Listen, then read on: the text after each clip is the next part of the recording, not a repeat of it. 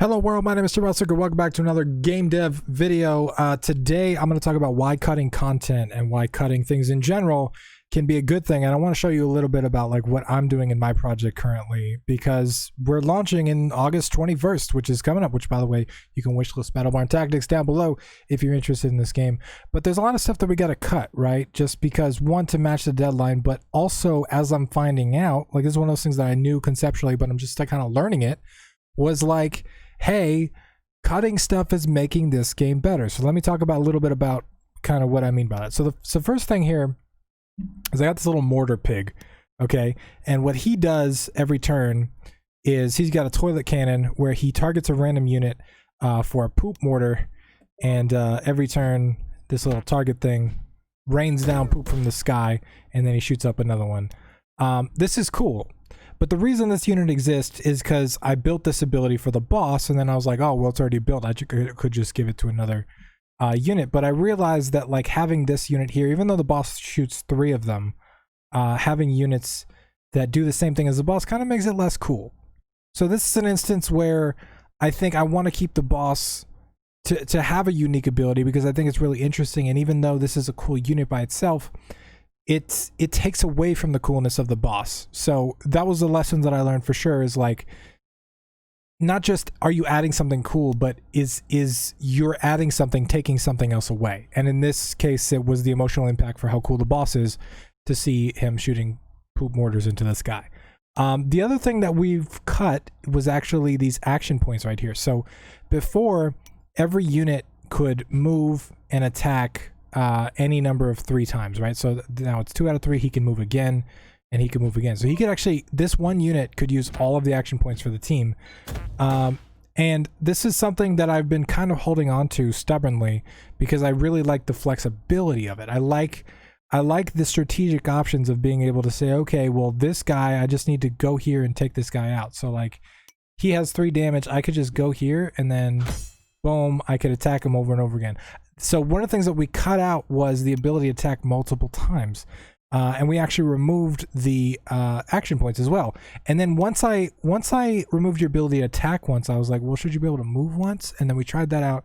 And then we ended up with this version with no action points at all, to where every unit can basically just move and then attack once in one direction. So move, he already moved for this turn, and then attack once in the direction. And now this is how generally tactics games work, right? So it was like, well, duh, that's how it should work. But it took trying a lot of different things and trying a lot of different things to really figure out what works and why. And one of the reasons why I like this movement system was because it gave you additional options. But what I didn't realize is that it really promoted singular play. It really made you want to take one hero character and just boom, boom, boom, and make everybody else supporters, right? So what this does by giving the action points and forcing you to use them on certain dudes, it allows you to kind of explore a little bit more with your units, because each unit can move and attack once per turn. And so if your units get spread apart, they're weaker, whereas they're more stronger together because you have more actions combined together. So cutting out the action points was a really, really good thing. And one of the other things that I cut just recently too was the loot in the boxes. So in this game, when you kill a unit, I don't know if I can kill anybody currently. Maybe we can move him here.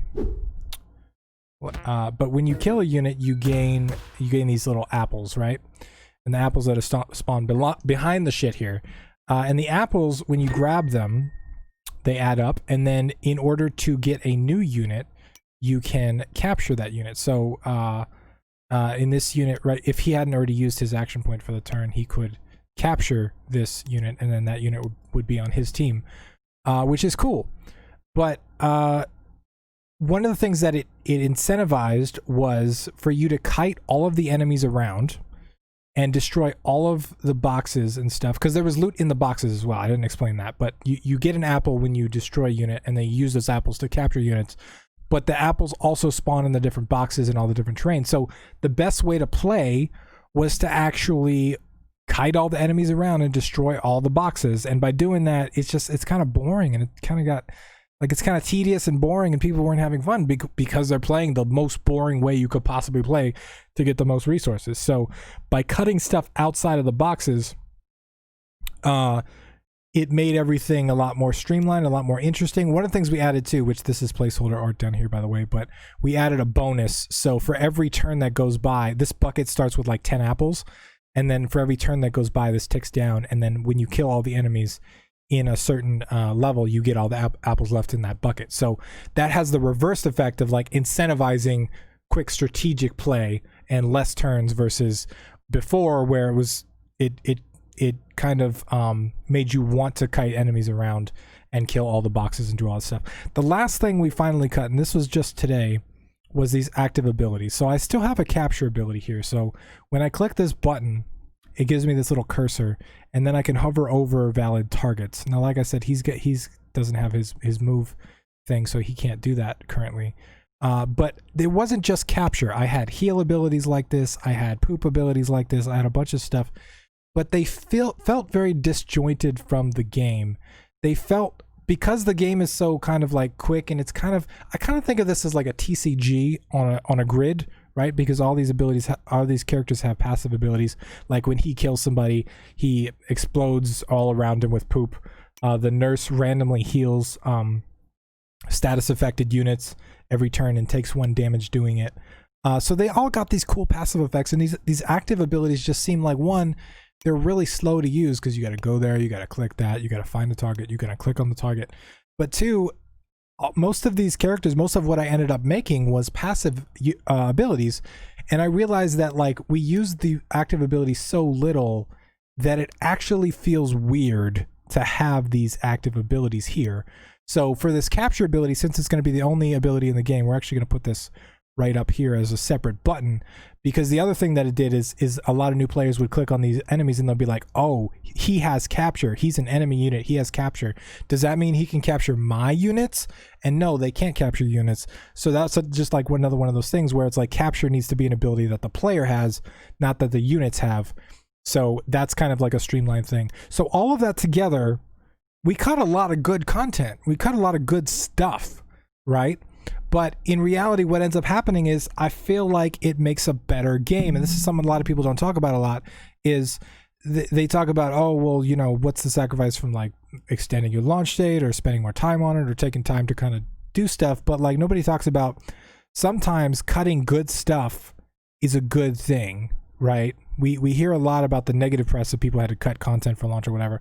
But sometimes cutting stuff actually helps streamline the game, and I'm actually really happy where this game is going so far, because of all the streamlined content and streamlined like UI and movability and just the way that the system works and how understandable it is and kind of how it all works. And it's just iteration, right? But I think choosing to cut sometimes, even when you don't want to cut it, like I don't want to cut the trooper, the mortar trooper, and I don't want to cut the active abilities, like, because there's so many cool possibilities there, right?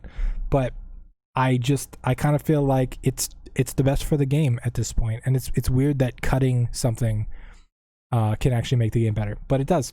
So that's all I got for you today. I want to say thank you to these people right here. They help me keep doing what I'm doing on patreon.com/GameDevUnderground. If you want your name on this list, you can head over there right now. There's lots of cool stuff to help you build, finish, and launch better games.